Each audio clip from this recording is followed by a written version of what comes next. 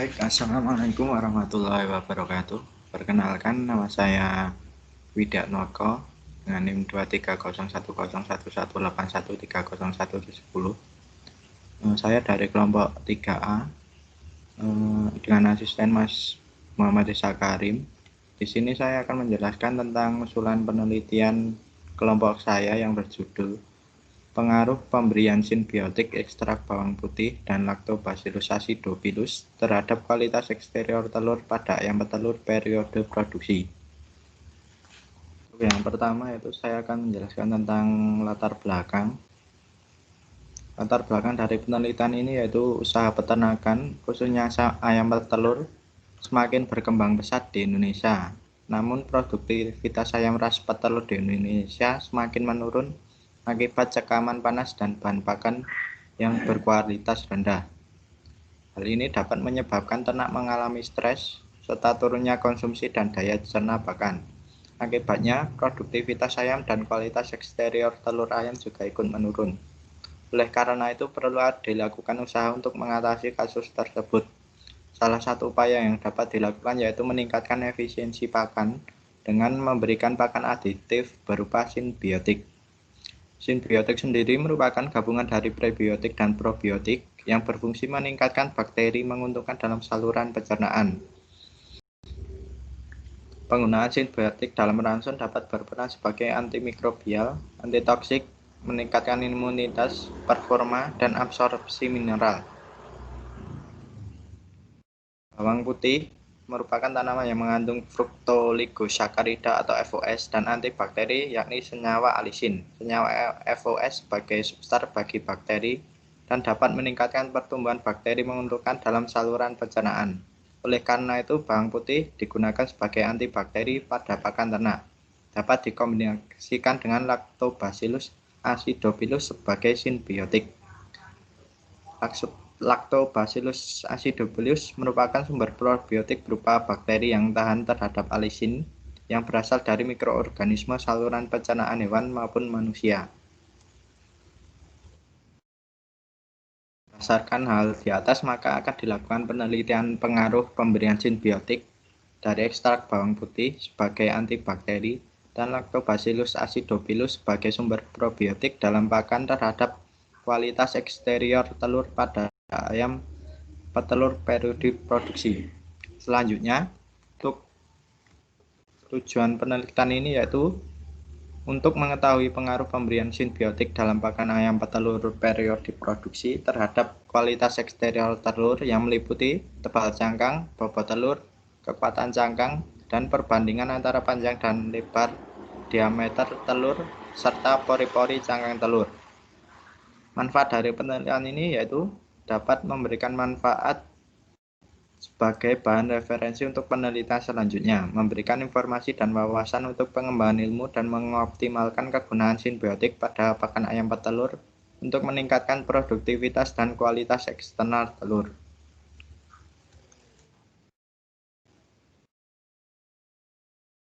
Selanjutnya, untuk rancangan percobaannya,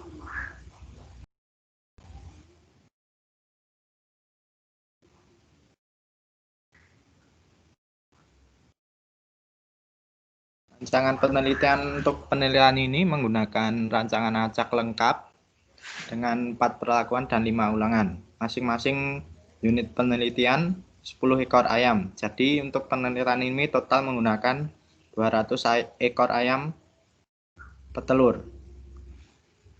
Sedangkan untuk perlakuannya yaitu menggunakan 4 perlakuan.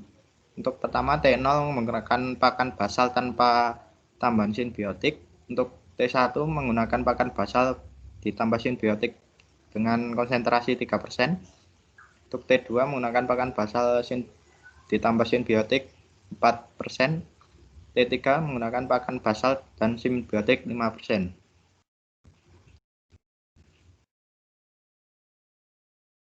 Untuk unit percobaannya menggunakan ayam petelur fase produksi umur 27 minggu menggunakan strehloman dengan berat 1,8 sampai 2 kg sebanyak 200 ekor.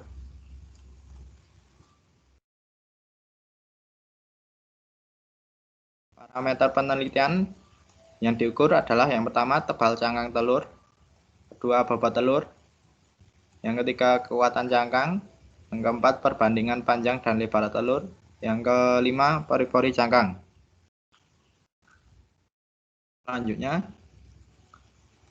akan masuki ke perhitungan, yaitu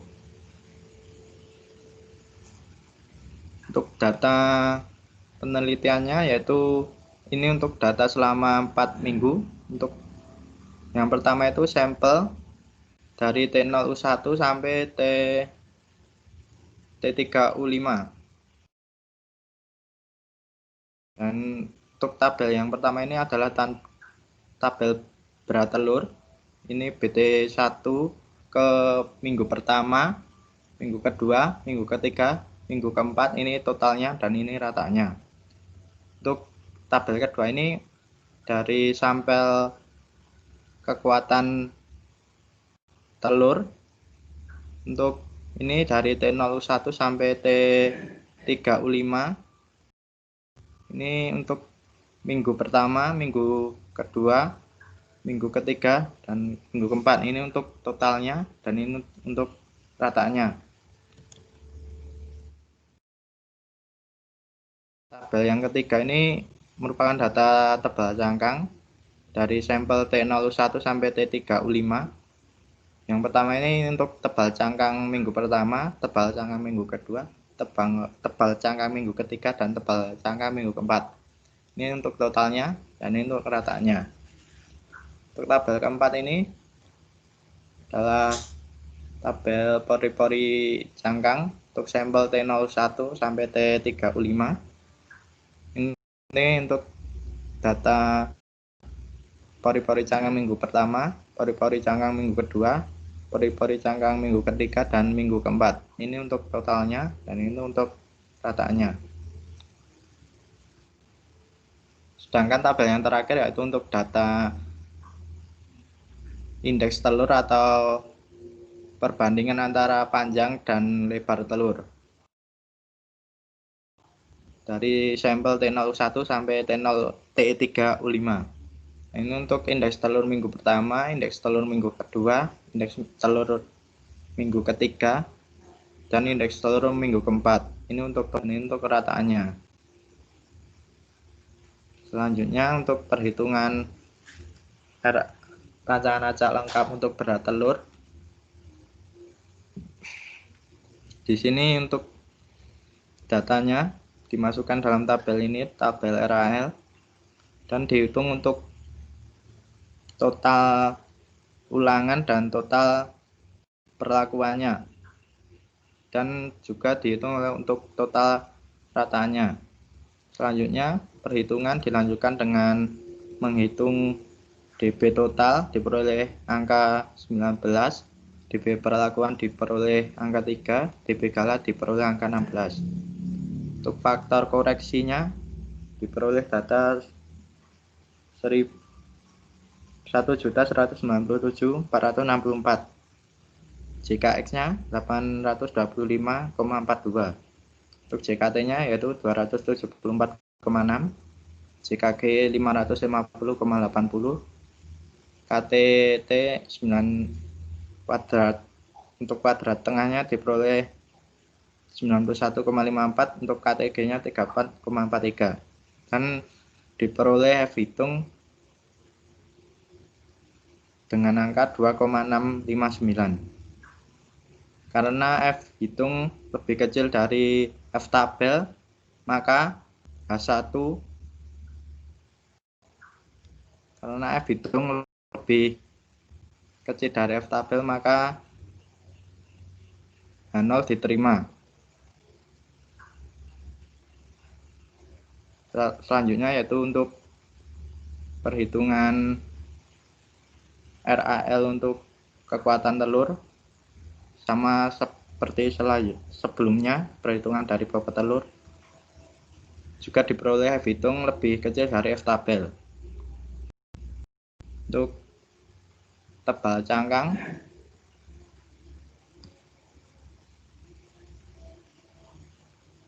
Pertama, perhitungannya seperti bobot telur atau berat telur.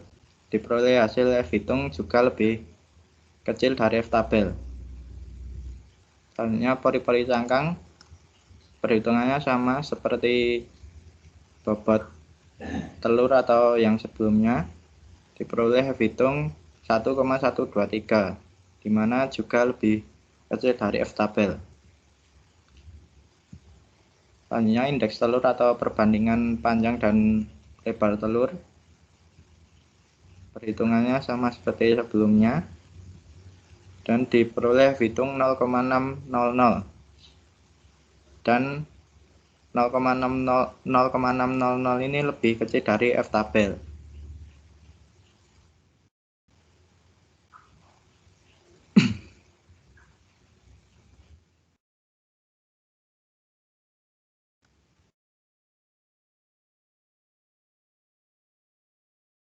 Karena F hitung lebih kecil dari F tabel, maka H0 diterima dan H1 ditolak. Artinya tidak ada perbedaan pengaruh pemberian simbiotik ekstrak bawang putih dengan Lactobacillus acidophilus dalam pakan dengan kualitas eksterior telur yang meliputi tebal cangkang, bobot telur, kekuatan cangkang, perbandingan antara panjang dan lebar diameter telur, serta pori-pori cangkang telur pada ayam petelur periode produksi. Sekian video dari saya, ada kurang lebihnya mohon maaf. Wassalamualaikum warahmatullahi wabarakatuh.